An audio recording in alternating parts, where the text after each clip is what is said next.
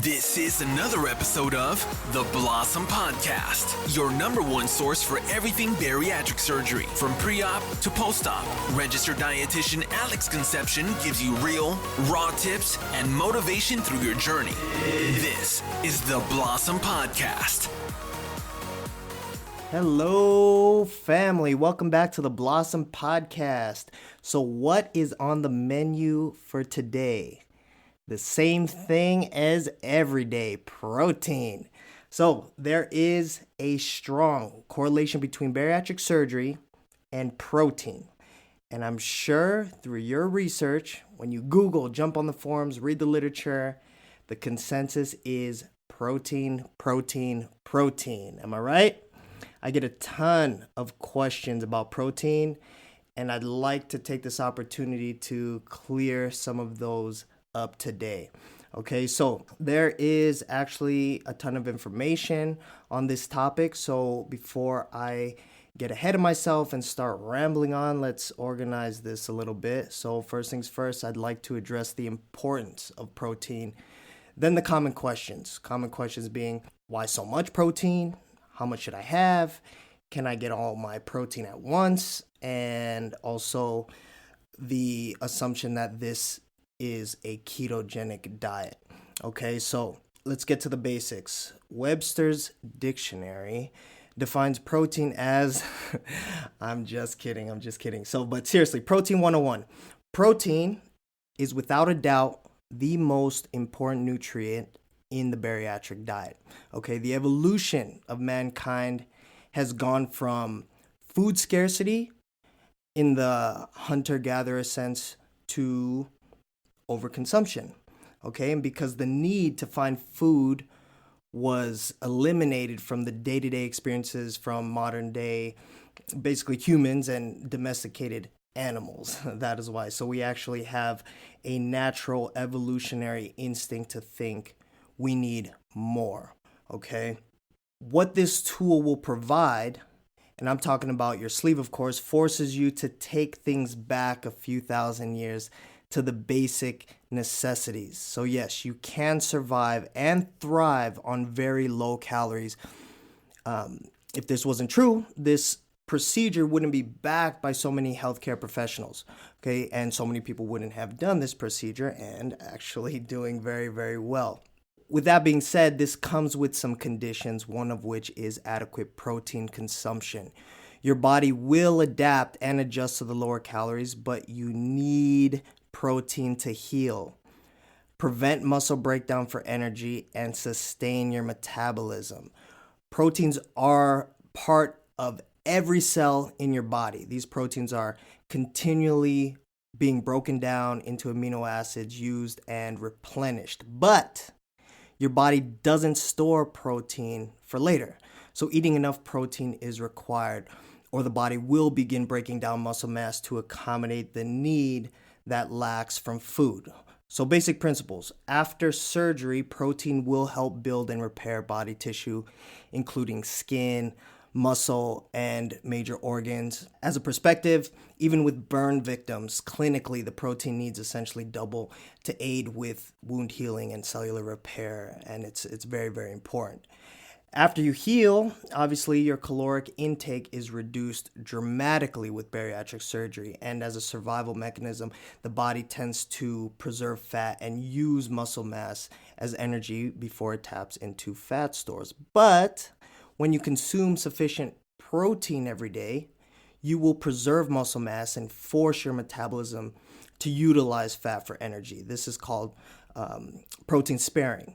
Okay, so just remember though, this is conducive to a low-calorie diet. So if you are thinking of a keto diet where fat is the primary factor and calories are not even a factor, it's not going to work the same. You can still store fat when you induce a caloric surplus with fat intake as well.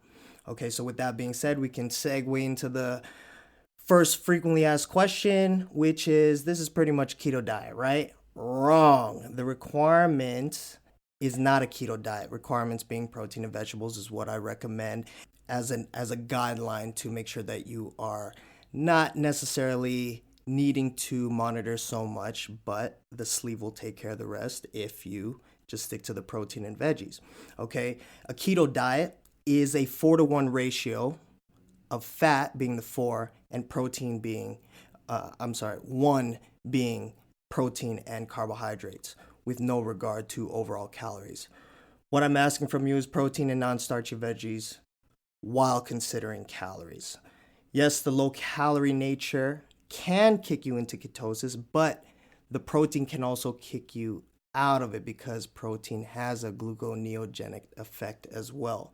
With the keto fad so popular right now and the overwhelming amount of marketing behind it, even among bariatric forums, it's easy to have the information blurred a little bit. So I do have patients calling and expressing concerns that they are not in ketosis. And even during my consultations, I don't even say ketosis once. Okay. So example, Alex, I'm doing everything you're asking, following the rules, but I'm pissing on these keto sticks and I'm not in ketosis. What am I doing wrong? Okay. So if you're actually following the rules that I suggest and that we outline in the clinic, I know that you're succeeding. So sarcastically, I would respond with, "Oh my gosh, you're not in ketosis. How much weight have you gained?" And of course, the response is usually, "Actually, I'm 40 to 50 pounds down." So I guess you don't need to be in ketosis, right? So stick to the protein and veggies, stay within caloric range, and you will be fine. The next question is, why so much protein? Why do I need to eat so much protein? This concern is realistically more of a perception of so much protein. It's the idea that we want so much protein. When you do your research on the bariatric diets, the consensus, like I said, is protein, protein, protein, right? But in actuality, it's just getting adequate amount of protein. You're physically restricted. You can only tolerate so much food and so much volume. We want to make sure that you are prioritizing what's important, considering the limited space that you have. For the most part, I have patients struggling just to get 60 grams, okay? So our goal is to pretty much unravel a lifetime of conditional habits that you've had prior to surgery. Example, if salads are a staple or become a staple down the line, making sure you are eating the protein first is not something you grew up doing, right? With this tool, if you dive into the lettuce and spinach first into that salad, you can get full really fast before having an opportunity to get some protein or adequate amino acids from chicken, tuna, eggs, or whatever the protein may be in that salad. Make sense? I think it makes sense. Hopefully I got across. Next question. How much protein should I have? The recommendation is 60 to 90 grams of protein per day. Minimum being 60 grams of protein. Okay? This is a guideline because for the most part, most people will actually fall within this criteria. Needs are actually calculated based on your ideal body weight, which is 1 to 1.5 grams per kilogram of your ideal body weight. So just to be clear, I am talking about the gastric sleeve because it does increase with the bypass, duodenal switch, the other procedures. So another example, if there's a woman 5'5", 5'5", the ideal body weight would be 125 pounds. Converted into kilograms, okay, that's going to be roughly 57 kilograms. So around 60, you multiply that, 1.5, that maintains the range that we're looking for, 60 to 90 grams of protein. With that being said, when you exercise, when you lift weights, when you incorporate, resistance exercise, this is where you can stay on the higher end of that recommendation, 90 grams to even 120 grams, depending on your activity level and the amount of demand that you're putting on your body. Again, cellular repair and preventing muscle breakdown for energy with the lower calories. Your body will adapt to the lower calories, but you still need to maintain adequate protein intake, okay? And the last one, can I get all my protein at once? Big question, okay? Because we want protein and you're not hungry for most of you and you want to be able to just knock it out. So the answer is no, you cannot get it all at once. A quick Google search and the overwhelming amount of fitness marketing surrounding protein intake will lead you to believe that, more must be better. But the science actually says that 20 to 30 grams of protein is all you need per serving to maximize muscle protein synthesis. Okay, anything more than that will be basically extra amino acids in your bloodstream and excreted in your urine. So you will just have expensive pee. Okay, I hope that all makes sense. So in this short amount of time, that's my brief on protein. Bottom line, it is important. And with your restricted space, you want to make sure that you are maximizing the potential of that space. And that's why we want to do protein and non-starchy veggies, because you still want fiber, you still want micronutrients, minerals, and that's also why we do supplements and recommend supplements to supplement what you are lacking from your diet. Okay.